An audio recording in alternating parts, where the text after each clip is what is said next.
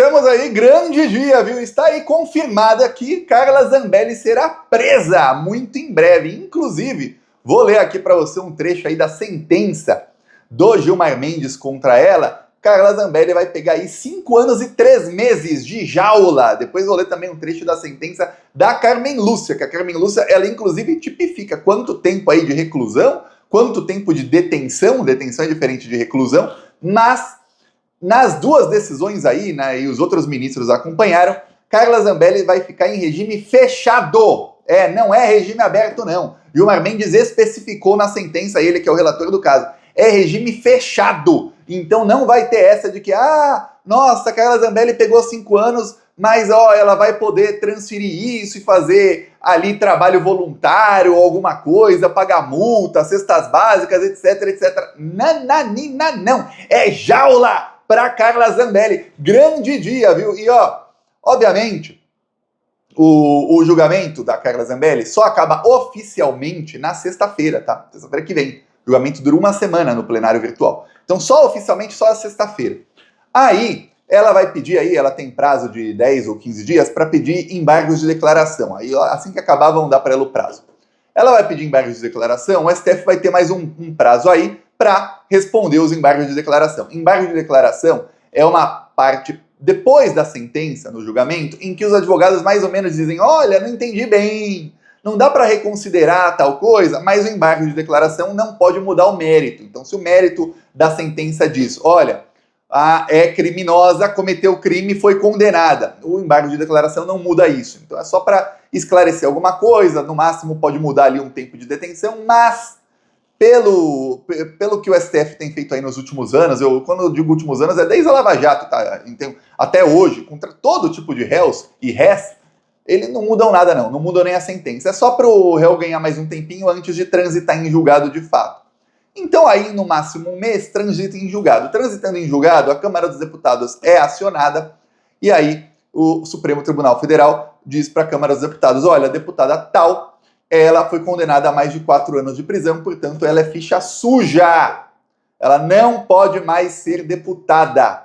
E aí vão mandar prender a Carla Zambelli. É isso que acontece com ela. Lembremos que em abril ou no começo de maio está aí sendo esperado o julgamento do caso em que ela e Walter Delgatti Neto atacaram ali o sistema do Conselho Nacional de Justiça. E a Carla Zambelli mandou o hacker soltar traficantes do Comando Vermelho, inclusive um deles que era o chefe do Comando Vermelho no Centro-Oeste, André, alguma coisa, que ele está condenado a quase 300 anos de prisão e a Carla Zambelli mandou soltá-lo. Não foi solto porque o alvará não chegou na prisão, para você ver que coisa. Por que será que a Carla Zambelli mandou soltar esse cara? E é incrível que a imprensa não faça aí inúmeras matérias mostrando que a Carla Zambelli, a aliada aí do Bolsonaro, queria soltar chefes de facções criminosas. Por que será que a imprensa passa tanto pano? E nesse caso não é nem passar pano não, é blindagem mesmo aos crimes aí de bolsonaristas ligados a facções criminosas. Eu começo a pensar que a imprensa, talvez tenha alguns aí da imprensa ligados também às facções criminosas. Se eles já estão aí no poder judiciário, legislativo, aí em poder executivo de vários municípios, até tem governos aí estaduais que também são ligados às facções, quem sabe eles não estejam também dentro da imprensa, talvez por isso, né? Não sabemos. Mas enfim, a situação aí da Carla Zambelli está irremediável, não tem o que fazer. Aí a Carla, obviamente, foi às redes sociais fazer o famoso vitimismo da extrema-direita. A Carla Zambelli soltou nota aí, dizendo o seguinte, esta é uma nota sobre a atual situação ao contrário, difícil, né? De minha saúde. Agradeço todo o apoio e reforço para orarem pela minha vida. Que Deus abençoe a todos. Eu vou deixar aqui maior para que você possa ler. Nota sobre minha saúde, né? Aí dá para ler. Aí, veja você aí. Vou tirar a parte que ela deixa. Um abraço a todos. Quem quiser pausar para ler, você pode pausar para ler, mas eu vou resumir aqui para você, óbvio, né? Vamos lá. Desde 2022 vem enfrentando episódios de depressão profunda. Tá deprimida a Carla Zambelli, que coisa. Vários brasileiros ficaram com depressão durante a pandemia, inclusive o Bolsonaro no começo da pandemia falou que ia ter muita gente com depressão e tudo mais. E aí depois ele riu. Eu lembro em 2021 ali, quando tinha 4 mil pessoas por dia morrendo, ele fez uma live de quinta-feira rindo que tinha aumentado ali o número de pessoas que tiraram a própria vida. Ele rindo, haha, eu avisei, rindo, debochando. Pois bem, agora quem está com depressão é a Carla, né? Que coisa. Profunda, diz ela. Vamos lá. Algumas pessoas mais próximas já estão cientes e que inclusive votei diversas vezes à distância, tadinha, para poder cumprir com minhas obrigações, mas também tentar me tratar. Desde a semana passada estou enfrentando uma crise em que remédios foram trocados para tentar alcançar um resultado melhor. Coitada da Carla. A saúde mental é algo sério e que aflige boa parte da população atualmente. Por isso que meu gabinete apresentou um projeto de lei que ajuda pessoas carentes a aceder a tratamento com psiquiatra e psicólogo mais prático e rapidamente. Ao mesmo tempo que você manda cortar, você vota para cortar a verba do SUS, vai ter psicólogo e psiquiatra com que dinheiro? Se você é a favor de cortar toda a verba da saúde. É engraçado, né? Você vê até esqueci a palavra aí que ela usa, que é ela quer parecer bem com todo mundo, né? Demagogia, você vai demagogia. Ela ora a Deus para que possa me ajudar, barará. É engraçado, quando eu tava ali, ela ao lado do Bolsonaro, tocando terror no Brasil, aí não tinha a depressão, né? Agora que a lei tá chegando nela, aí tem depressão. O que deve aí ter causado algumas crises na Carla Zambelli. E lembremos, eu tenho empatia com todo mundo que tem depressão, já convivi com várias, eu nunca tive, mas convivi com várias pessoas que tiveram depressão e sei que é muito difícil. Só que eu tenho empatia com seres humanos, com animais, com coisas assim. Fascista, para mim, não é nem gente. Então, a empatia passou longe para fascista. É aquela. Então, plantou, colheu, né? A Carla Zambelli plantou. Plantou muito, mas como plantou a senhora Carla Zambelli. E aí, chega aqui o momento da sentença contra a Carla Zambelli. Vou mostrar aqui, primeiro, um trecho do que falou o Gilmar Mendes, e aí depois a Carmen Lúcia, tá? Então, com vocês, Gilmar Mendes, quem quiser aí, procedo à unificação das penas, quem quiser pausa para ler, aí tem muitos códigos aqui que você pode pular, mas o filé mignon tá aqui, Quem quer? Totalizando o montante de 5 anos e 3 meses de pena privativa de liberdade e 80 dias multa, observada a execução da pena de reclusão antes da pena de detenção. E aí vem se eu falei que aqui era o filé mignon, aqui é a melhor parte do filé mignon. Fixo o regime inicial de cumprimento de pena semiaberto com parte no artigo Aí depois ele fala: tendo em vista a quantidade de pena aplicada e cometimento do crime com grave ameaça à pessoa, mostram-se incabíveis a substituição de pena privativa de liberdade, ou seja, vai ser presa, e a suspensão condicional da pena. Ele usa aqui o código penal, e fala, não vai ter aí substituição da pena privativa de liberdade, vai pra jaula. E aí, a Carmen Lúcia é mais específica.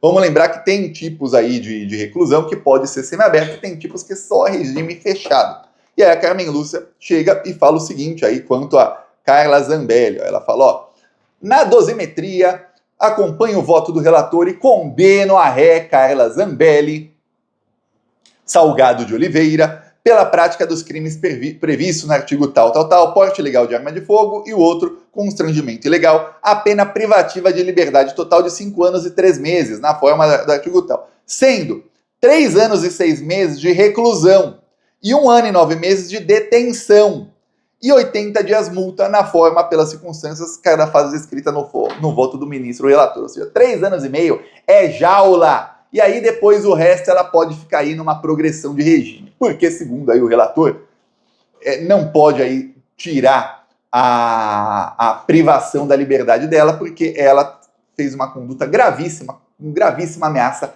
à violência. Você vê aí que deu ruim para Carla Zambelli. Enquanto a Carla está aí deprimida, deve estar aí chorando pelos cantos. Vamos lembrar que quando ela foi tornada ré nesse processo, ela se internou no hospital e ficou 1 semana no hospital. 1 semana lá no hospital, até gravou vídeos lá, se vitimizando, falando que olha como os meus batimentos cardíacos estão ruins. Aí no vídeo tava lá 85 os batimentos dela. Falou, peraí, 85 é o normal, tá um pouquinho alto. Peraí, não sei se você estava fazendo antes do vídeo.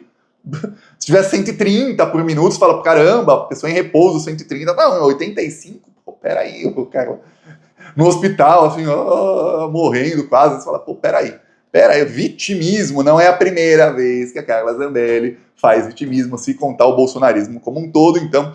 E vamos lembrar aqui que uma vez ela tentou provocar o Janones, e o Janones foi aí profeta quanto a Carla Zambelli.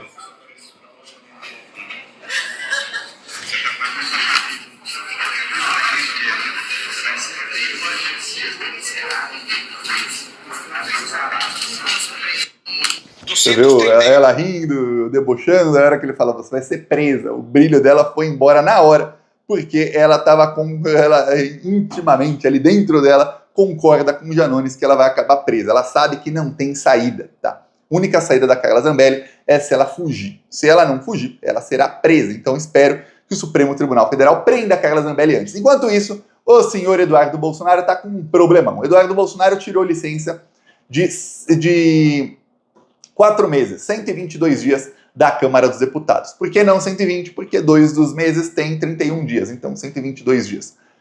Depois dos 4 meses ele tem que decidir se ele volta ou renuncia. O primeiro problema aí que Eduardo Bolsonaro vai enfrentar nos próximos dias. Vários deputados já estão falando aí que há vários motivos pelos quais um deputado pode pedir licença do cargo. Alegar perseguição sem ter nenhum embasamento não é um deles. Então, vão entrar aí com processos para que seja aí considerado abandono de cargo. E aí tem a melhor parte. Mesmo se ele renuncia, se o processo já tiver começado, o processo pode culminar, dizendo que ele realmente abandonou o cargo dele e ele é tornado inelegível por 8 anos. Só que esse é só o primeiro dos problemas do Eduardo Bolsonaro. Ele diz aí que cogita renunciar sim. Ele tem um segundo problema, que é, ele é escrivão da Polícia Federal. Para quem não sabe, o Eduardo Bolsonaro, antes de ser deputado, ele virou ali escrivão da Polícia Federal, e é um cargo que tem ali, é concursado e tudo mais. E escrivão da Polícia Federal tem algumas regras, como todo servidor concursado tem regras distintas dos que são ali indicados. E uma das regras aí, na Polícia Federal, é que você não pode cometer crimes contra seus colegas de profissão, sejam eles escrivãos, ou sejam eles qualquer outro cargo. É escrivão ou escrivões? Escrivãos, né? Pois bem, ou sejam de qualquer outro cargo. Tá aí uma palavra que eu nunca falei no plural. E o Eduardo Bolsonaro está respondendo a um PAD, que é um processo administrativo disciplinar, porque ele ameaçou de morte o delegado Fábio Chor. Fábio Chor é o delegado do caso aí do golpe de Estado. O Eduardo Bolsonaro foi ali com a foto dele no plenário e falou um monte e tal. E o delegado passou aí a sofrer inúmeras ameaças de morte. O problema é que um PAD, ele quando é julgado, ele tem força de uma condenação transitada em julgado.